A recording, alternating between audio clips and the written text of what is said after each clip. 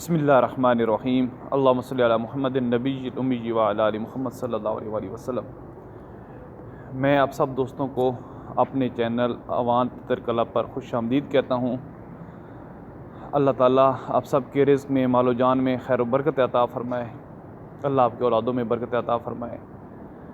دوستو، جتنے بھی نئے دوست اس چینل پر ہیں اور پہلی دفعہ آئے ہیں، ان سے گزارش ہے کہ میرے چینل کو سبسکرائب ضرور کریں اور بیل آئیکن کے جو بٹن ہے اس پر بھی کلک کریں، تاکہ آنے والے دنوں میں جتنی بھی میری اس تیتر کے حوالے سے ویڈیو ہوں، جو مفید ویڈیو ہوں، وہ آپ تک پہنچتی رہیں۔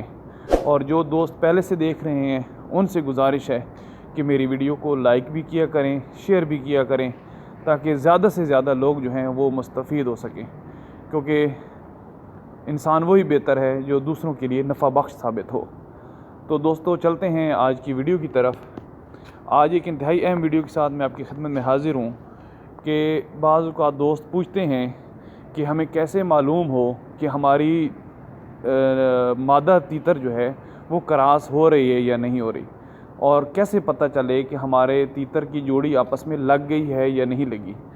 تو اس کی دو چار نشانیاں ہیں موٹی موٹی، وہ میں آپ کو بتاتا چلوں کہ جب آپ دیکھیں کہ آپ کے دونوں جوڑا جو ہے نر اور مادہ وہ اکٹھے ہیں، اور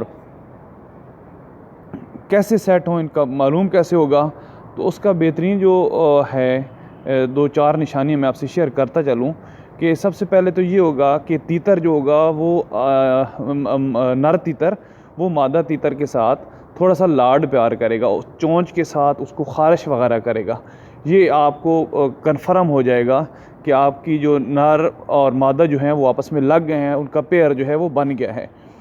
اس کے بعد یہ ہوگا کہ جب بھی نر تیتر جو ہے وہ کچھ خوراک کھانے لگے گا، دانہ کھانے لگے گا، کوئی کیڑا کھانے لگے گا، تو وہ یہ ہو ہی نہیں سکتا کہ اپنی مادہ تیتر کو جو ہے وہ پاس نہ بلائے۔ مادہ تیتر کو وہ اپنی آواز کے ذریعے پاس بلائے گا اور اس کو اپنے حصے کا بھی کھلائے گا، اپنی چونچ سے اس کی چونچ میں ڈالے گا یا وہ خود چونچ سے لے لے گی۔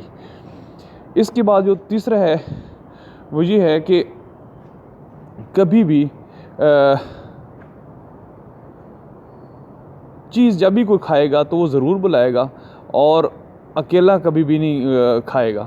اس کے ساتھ ساتھ جو ہے وہ یہ کہ آپ دیکھیں گے کہ کیا وہ کراس ہو رہی ہے یا نہیں، تو یہ ذہن میں رکھیں کہ جب بھی تیتر کراس کرتا ہے نر تیتر مادہ کو، تو جو مادہ ہوتی ہے اس کی چونچ اوپر والی جو حصہ ہوتا ہے سر کا، وہاں پر یا تو زخم ہو جائے گا یا پھر اس کے جو بال ہوں گے وہ ذرا اٹھے اٹھے ہوں گے، اور جو اس کی دم والی جگہ ہوگی اس پر بھی تھوڑے سے بال جو ہیں وہ اٹھے اٹھے نظر آئیں گے، اور اس کے پر جو ہوں گے مادہ کے وہ ذرا بیٹھے بیٹھے محسوس ہوں گے، کیونکہ جب وزن پڑتا ہے، اور یہ کراسنگ جو ہوتی ہے یہ روزانہ کی بنیاد پر 2-3 دفعہ ہوتی ہے کراسنگ ان کی، اس سے یہ معلوم ہو جائے گا کہ جو مادہ ہے وہ کراس ہو رہی ہے۔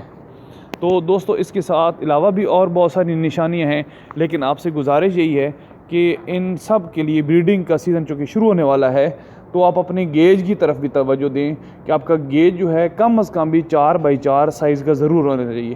پھر وہ جو بریڈنگ ہے وہ بہت کمال کی ہوگی، اور اللہ تعالیٰ ضرور آپ کو انہی دنوں میں جو ہے وہ انڈے ہوں گے تیتر کے، اور پھر آگے بچے بھی پیدا ہوں گے۔